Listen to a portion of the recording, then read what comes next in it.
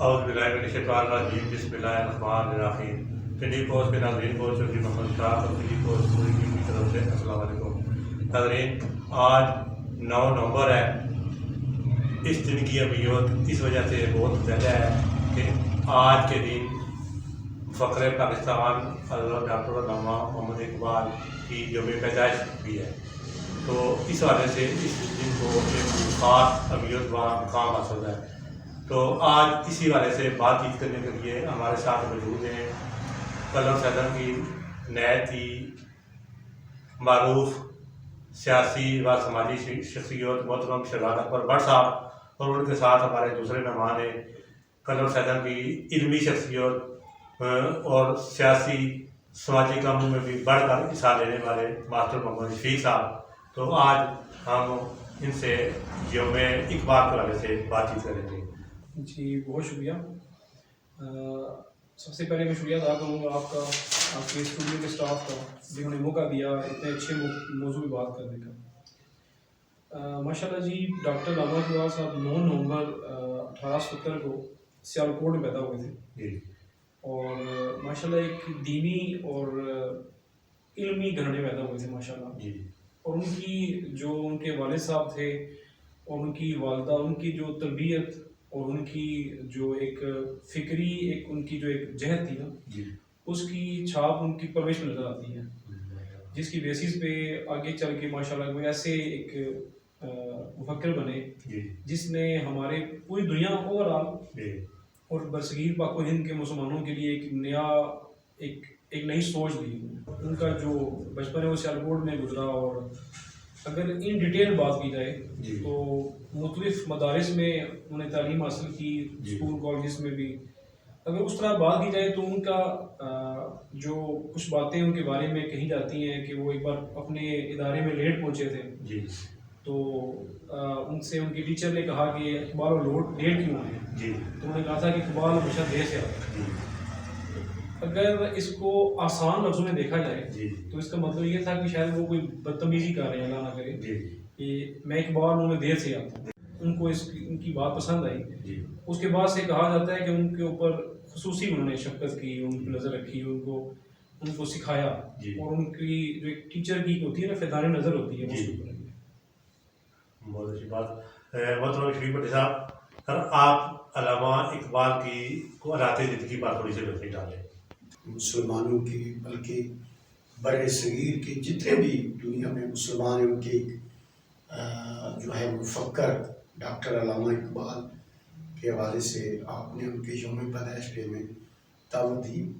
میں پنڈی پوسٹ کا اور آپ کا شکریہ ادا کرتا ہوں. اشفاق صاحب، بٹ صاحب نے بڑی ڈیٹیل میں یہ بات کر دی ہے، لیکن ڈاکٹر علامہ محمد اقبال جو ہے وہ 9 نومبر 1870 کو سیالکوٹ میں پیدا ہوئے. اور ان کے والد محترم شیخ نور محمد جو ہے وہ بہت ہی مذہبی رجحان کے مالک تھے، مذہبی شخصیت کے حامل تھے. ان کی والدہ بھی بہت ہی دیندار خاتون تھیں. انہوں نے ابتدائی تعلیم سیالکوٹ میں مشن ہائی اسکول سے جو ہے پرائمری اور میڈل پاس کیا. پھر جو ہے وہ ایف اے جو ہے وہ سیالکوٹ میں مرے کالج سے انہوں نے کیا. اس کے بعد لاہور جو ہے وہ گورنمنٹ کالج سے انہوں نے گریجویشن کی، ماسٹر کیا. پھر وہاں ہی اورینٹیل کالج میں انہوں نے بطور معلم ایز اے پروفیسر وہاں انہوں نے جاب کی. اس کے بعد وہ انگلستان سے گئے. پھر وہاں انہوں نے وکالت کی. پھر اس کے بعد وہ جرمنی چلے گئے، وہاں سے انہوں نے پی ایچ ڈی کی. اسی طرح وہ سلسلہ کا جاری گزاری رہا. پھر 1908 میں واپس آ گئے پاکستان میں، اور پھر انہوں نے جو ہے وہ وکالت کے ساتھ ساتھ جو ہے وہ سیاست میں عملی طور پر حصہ لینا شروع کیا. محترم بٹ صاحب، جس طرح شفیق بٹی صاحب نے بتایا کہ آپ نے ابتدائی تعلیم کہاں حاصل کی، تو اس وجہ سے جب وہ ابتدائی تعلیم میں اسکول کے زمانے میں جب وہ پہنچے تو جو ان کی تعلیم تھی عام شاگردوں سے تھوڑی سی ہٹ کر تھی، یا جو عام شاگرد تھے اس کے برابر تھی؟ ان کا بیٹھنا اٹھنا رہن سہن؟ अच्छा सवाल किया आपने। जैसे मैंने एक वाक़या सुनाया उनके बचपन का भी, कि वो जैसे लेट गए तो उन्हें बात कही थी। जी तो कोई भी जब लीडर बन रहा होता है, पिनअप रहा होता है, या उसकी उठान हो रही होती है, जी असातिज़ा ही वो पहले जोहर तराश होते हैं, जो उसको समझते हैं, उसकी तराश खराश, उसकी चमक दमक का ख्याल रखते हैं। यकीनी तौर पर बचपन से ही वो एक मुख्तलिफ बच्चे थे, जी और उनकी ज़िंदगी के कई वाक़यात मिलते हैं जिससे साबित होता है कि वो ईमानदारी, जी सच्चाई और वक्त की पाबंदी, जी ये 3 चीज़ें उन्होंने साबित किया आगे चलकर। बराबर। ठीक है। और जहाँ तक बात की जाए उनकी अपने दीगर रफ़ाकार से या बच्चों के साथ उन्हें रवैया था, तो वो कहा जाता है कि शरारती नहीं जी। थे, बल्कि उनका होता था कि वो सुलह-जू शख्सियत थी। जी और उनकी जो उर्दू और फ़ारसी में जो उनकी ग्रिप थी बहुत अच्छी थी। उस वक्त जिस तरह हम इंग्लिश पढ़ते हैं वहाँ फ़ारसी पढ़ी जाती जी। है, तो फ़ारसी में उनकी बड़ी अच्छी ग्रिप थी। मतलब भट्ट साहब, अल्लामा इकबाल को फिक्री शायर किस वजह से कहा जाता था? इशफाक साहब बेसिकली डॉक्टर अल्लामा मोहम्मद इकबाल जो है उन्हें मुफक्किर पाकिस्तान भी कहते हैं। जी जब वो जर्मनी से वापस आए जी। 1908 में, जी तो बर्रे सगीर के मुसलमान गुलामी की जंजीरों में जकड़े हुए थे, और उनकी जब वो उन्होंने गुलामी की हालत ज़ार वो देखते, वो बड़े कुर्ते, वो उनसे बर्दाश्त न होता, जी तो फिर उन्होंने अपनी कौम को, मुसलमानों को बेदार किया, उनको एक फ़िक्र दी, उनमें एहसास ज़िम्मेदारी पैदा की कि आप कब तक आप जो है वो इन दूसरी अक़वाम की, मगरबी ममालिक की ग़ुलामी में रहेंगे। जी तो इस लिहाज से उन्होंने एक अपनी मुसलमान कौम में एक ऐसी फ़िक्र और जुस्तजू पैदा की कि पूरे बरसगीर के मुसलमानों को उन्होंने जगा कर बेदार करके रख दिया। देखें उन्होंने, देखें एक उनका शेर है, गुलामी में न काम आती हैं शमशीरें न तदबीरें, जो हो जो के यकी पैदा तो कट जाती है जंजीरें। अल्लामा साहब ने मुसलमानों को ये जो गुलामी की जंजीरें थी, उनको जो है वो उनको एक अज़म दिया, उनको एक हौसला दिया, उनको एक सोच दी, उनको एक विजन दिया, और तब जाकर मुसलमानों की जो है ना उनके ज़हनों में वो एक आज़ादी की जो है वो तड़प पैदा हुई, और वो उन्होंने जो है वो फिर उन्होंने इसी दौरानिया में चूँकि वो सियासत से भी रिलेट हो गई, उन्होंने जब फिक्र किया, गौर की कि मैं अगर जो है वो सिर्फ़ और सिर्फ वकालत करता रहा तो ये मेरे मुसलमान कौम ये जो है वो इसी गुलामी में मर जाएगी, कट जाएगी। तो फिर उन्होंने सियासत में वो हिस्सा लेना शुरू कर दिया, और 1930 में खुतबा इलाहाबाद पहली बार उन्होंने मुसलमानों को एक अलग कौम करार दिया, और फिर उसके साथ उन्होंने डिमांड की कि उनके लिए एक अलग वतन होना चाहिए। मतलब साहब, जिस तरह सुनने में आया कि इकबाल की शायरी कुछ अदवार पर मशहूर थी, तो क्या हर जब एक दौर ख़त्म होता था तो उसके बाद कोई ना कोई मौजू या उनका जो आँख है, नज़र है, वो तब्दील हो जाती थी, दूसरे मौजू पर चली जाती थी, या पिछले मौजू के साथ करते थे? तो ख़ास तौर पर उनकी जो इब्तदाई शायरी दौर है वो किन मौजूआत पर मशहूर था? इब्तदाई अगर पढ़ा जाए तो वो ज़्यादातर कुछ ऐसे शुरा के पढ़ने वाले थे, फिर उनको फॉलो करने वाले थे जो फारसी। और उस वक्त चूँकि मुसलमानों के अंदर कुछ मामलात शुरू हो चुके थे, कुछ दुख भी था, कलक था, कुछ 1857 की जंग आज़ादी हारने का, कुछ उस वक्त के वाक़यात भी थे, कुछ जो इसके अलावा जो सर सैयद अहमद ख़ान की जो तंजीम थी, मोहम्मदन एसोसिएशन थी, उसकी छाप थी।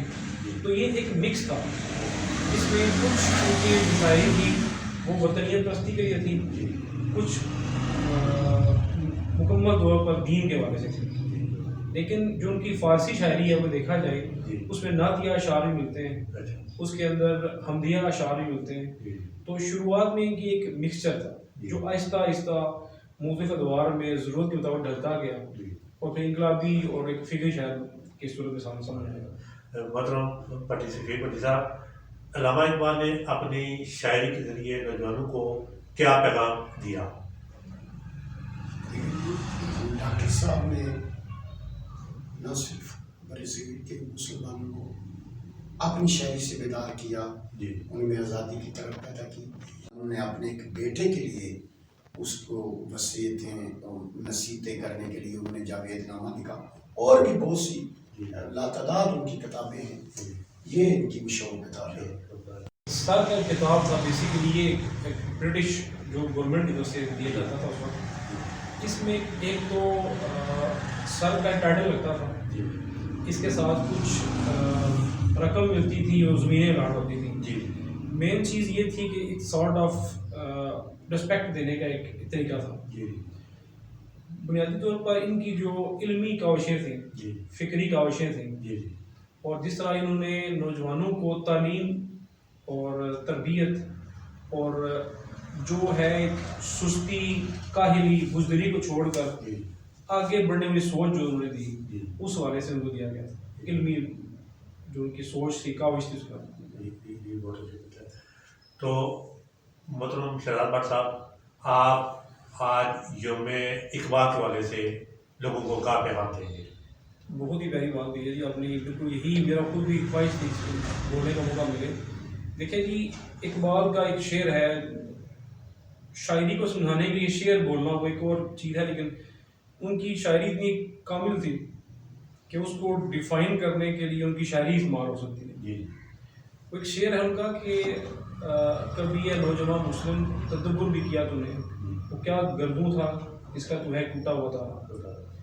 یعنی کہ ایک سوچ دے رہے ہیں نوجوان نسل کو کہ اس وقت نوجوان نسل اپنے آپ کو غلامی اور آزادی کے درمیان دیکھتی تھی. تحریک احیاء اسلام شروع ہو چکی تھی، نوجوانوں کے اندر فکر تھی جو اقبال نے جگائی تھی. سر سید احمد خان، جوہر برادران، انہوں نے ہی ایک تحریک پیدا کی تھی. اس سوچ کو لے کر آگے جایا تھا. اس وقت سوچ یہ تھی کہ ہم نے اس غلامی کو ختم کرنا ہے، اور جس طرح برصغیر کے اندر ہم نے 800 سال تک حکومت کی ہے وہ دوبارہ لے کے آئیں.